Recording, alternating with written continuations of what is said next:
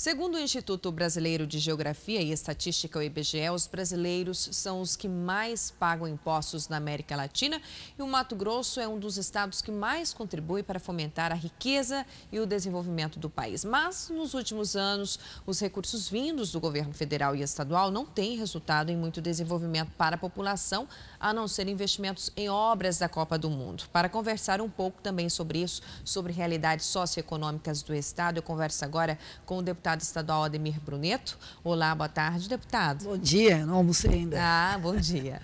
Bem, diariamente é vinculado na mídia caóticas situações por falta da saúde pública de qualidade.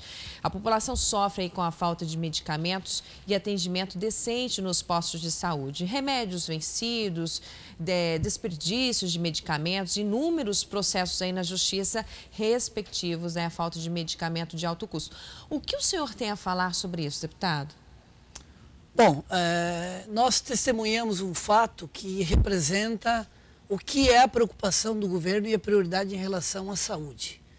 Milhões de reais do governo federal, do governo do estado, sob a gestão do estado, que foram investidos em medicamentos que venceram nas prateleiras, medicamentos de alto custo, desde medicamentos DST-AIDS, câncer, hanseníase, tuberculose, insumos hospitalares e até medicamentos comuns, como antibióticos, proteínas, antipiréticos e também produtos como leite achocolatado, leite em pó de cabra e até Viagra venceu nas prateleiras da Central de Abastecimento Farmacêutico.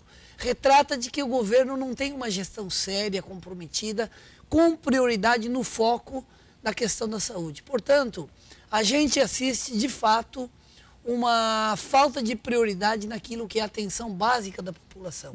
E a saúde está na pauta dessas questões como em primeiro lugar. Portanto, é muito pertinente essa discussão e o fato de termos uma situação caótica na distribuição dos medicamentos e na falta de medicamentos lá na ponta, onde a Dona Maria não consegue ter acesso aos medicamentos de pressão, o cidadão comum não consegue ter esses fatos, a gente consegue então entender que isto não é prioridade para o governo e as manifestações públicas mostraram que as ruas têm que ser ouvidas nas questões governamentais. Deputado, com a implantação das organizações sociais de saúde, as OSS, é para se ter mais organização também, né?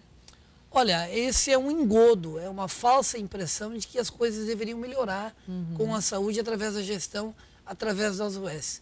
Mas eu vou falar de unidades hospitalares do interior do estado, onde o sistema não funciona. A referência de alta complexidade, cirurgias de alta complexidade, pioraram muito. O que melhorou muito é o fluxo de recurso do governo do estado para as OS.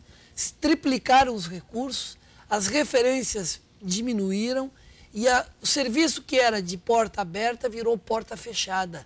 Hoje o atendimento é desumano e a sociedade clama por mudanças no modelo de gestão que está posto pelo governo e que o governo insiste em mantê-lo como um modelo melhor. Não é melhor, é pior e espero que o governo rompa o contrato imediatamente com as UES, especialmente o IPAS, onde eu conheço muito bem na unidade de Alta Floresta, Colíder, Sorriso, aonde demonstrou agora na distribuição dos medicamentos de alto custo incompetência na sua gestão, a greve no Hospital Metropolitano, enfim, não pode o governo continuar dizendo de que o modelo é bom e que essas OS são importantes ou melhores para a saúde do povo do Mato Grosso. Quer dizer, o senhor votou a favor das OS, mas não escondeu de ninguém o arrependimento.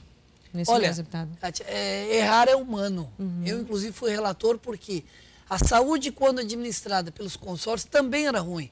Mas o repasse de recursos que nós tínhamos aos consórcios era 1/3 do que hoje o governo passa para as UES. Só que piorou os serviços, não melhoraram. E aí eu reconheci publicamente de que eu errei, mas há tempo para reconsiderar o erro que cometemos e a gente entende agora que é necessário romper o contrato com as UES porque elas não melhoraram o serviço de saúde.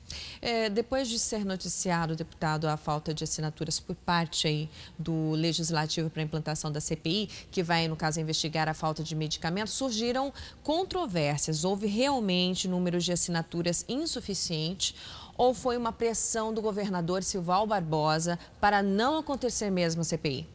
Olha, embora o governo não assuma o seu papel de interventor na bancada governista na Assembleia, nós temos a convicção, a certeza de que foi manobra do governo na liderança do PSD que influenciou o deputado Ayrton Português a retirar a sua assinatura, que nós já tínhamos 8 assinaturas e que poderíamos implantar a CPI para investigar profundamente. Veja só, nós temos que esclarecer se o medicamento foi comprado com vencimento próximo, se foi comprado com excesso, se não havia demanda, em que condições foram comprados, quem foram os responsáveis. Isso tem que ser esclarecido, porque é uma vergonha nacional. Eu assisto, nesses 2 mandatos que estou como deputado, a 3ª vez montanhas de medicamentos que vencem nas prateleiras. E o governo diz que não há necessidade de CPI, que ele vai investigar. Ora, o governo se autofiscalizar, automuniciar, isso não existe. Ele provou que não consegue fazê-lo. E se faz, faz com parcialidade. Portanto, o instrumento legítimo, o instrumento próprio para a investigação seria a CPI, com independência, com firmeza, para apurar verdadeiramente o que acontece. E apurando e identificando os culpados dessa vergonha, para que nunca mais aconteça prejuízos ao Tesouro, ainda mais numa situação tão caótica como a da saúde, e que a gente pudesse fazer uma punição exemplar de um fato que com certeza tem interesses econômicos por trás disso e que quem paga mais uma vez é o povo. Tá certo, deputado, infelizmente o nosso tempo acabou, mas eu agradeço a participação e a entrevista aqui no Jornal da SBT Mato Grosso. Tenha um bom dia, uma boa tarde. Bom dia para todos, obrigado pela oportunidade. Tá certo, e a você de casa, muito obrigada por sua companhia, por sua audiência. Nós ficamos por aqui até amanhã com mais uma edição, se Deus quiser.